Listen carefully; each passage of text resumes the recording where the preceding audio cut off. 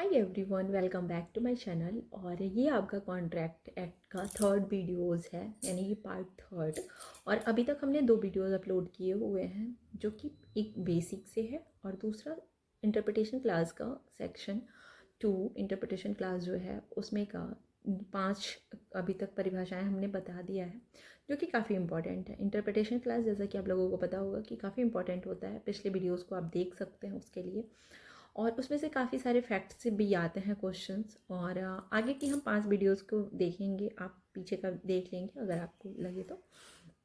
आज हम यानी कि 2 च से बात करना स्टार्ट करेंगे, यानी कि 2 F से हमारी बात होगी। और बस 5 और बचे हुए हैं, जो कि ये काफ़ी लेंदी नहीं होने वाला है और बहुत ही हम शॉर्ट में इसको लेके चलेंगे।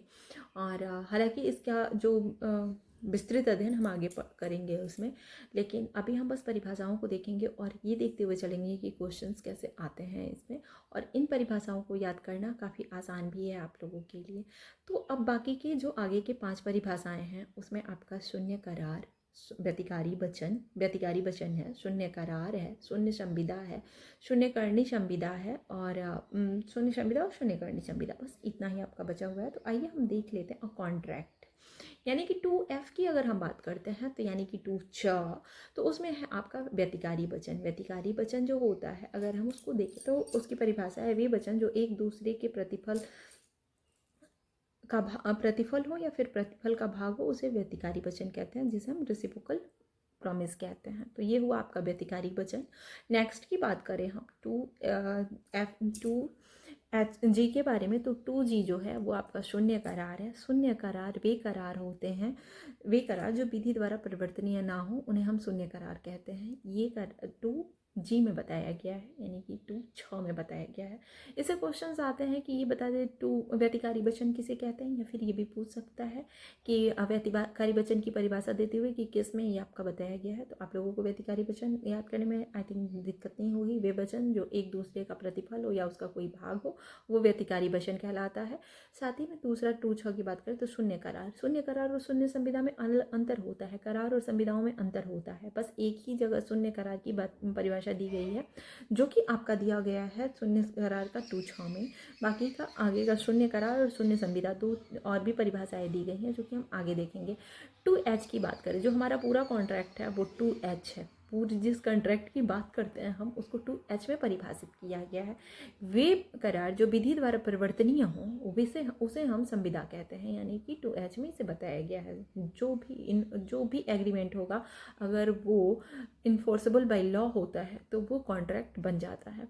बस इतनी सी परिभाषा इसकी है। तो 2H में है, ये काफ़ी इंपॉर्टेंट परिभाषा है, आपको ये याद होनी चाहिए एकदम मुज़्ज़मानी।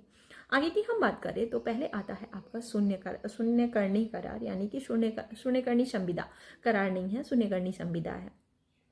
वह करार जो एक या एक से अधिक पक्षकारों के विकल्प पे विधि द्वारा परिवर्तनीय हो, किंतु अन्य पक्षकार या पक्षकारों के विकल्प पर नहीं। तो ये बात जो कहता है, ये इसकी परिभाषा दी हुई है। शून्यकर्णी संविदा की अगर हम बात करते हैं तो शून्यकर्णी संविदा आपको देखने को मिलेगा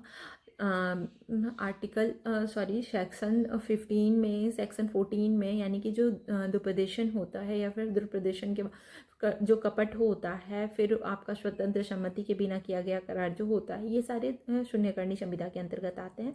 इसमें एक पक्ष के अगर मान लीजिए कि आपको जैसे कि मुझे कोई लॉस हुआ है, या फिर मुझे वो चीज़ें नहीं पता थी, या फिर मेरे साथ छल हुआ है, मेरे साथ कपट हुआ है, मुझे कोई अनजाने में रख के कोई कॉन्ट्रैक्ट किया गया है और हम उस चीज़ को मानते हैं, तो अगर हम चाहें उसको इन्फोर्स कराना तो हम करा सकते हैं। ये हुआ आपका शून्य करनी संविदा। आगे हम देखेंगे शून्य संविदा के बारे में। शून्य संविदा लास्ट है, जो कि आपका 2J है, और आपका ये खत्म होता है यहीं पे। शून्य संविदा वे संविदाएं होती हैं जो विधि द्वारा परिवर्तित नहीं कराई जा सकती हैं, जो विधि द्वारा इन्फोर्स नहीं कराया जा सकता, वो होता है आपका शून्य संविदा। यहीं पे आपका परिभाषा खत्म होता है, और इससे बस क्वेश्चन टू द पॉइंट्स पूछ लेते हैं। बाकी का शून्य संविदा कहाँ गया है, शून्य करनी संविदा कहाँ दी गई है, शून्य करार कहाँ दिया गया है, व्यतिकारी वचन क्या है, साथ ही साथ आप चाहें तो फिर पिछले का वीडियो देखते हुए आप इसको कंटिन्यू कर सकते हैं। हमारा यहीं पे ख़त्म होता है। अगला वीडियो में हम आपको कुछ इंपॉर्टेंट केस लॉ लाएंगे, जिससे कि बार बार क्वेश्चंस पुटअप होते हैं। और हम उसका एक्सप्लेनेशन के साथ लाएंगे। आई थिंक आपके लिए ये वीडियो यूज़फुल रहा हो, अगर रहा हो तो प्लीज़ लाइक शेयर सब्सक्राइब करना ना भूलिएगा। Thanks for watching friends, bye bye.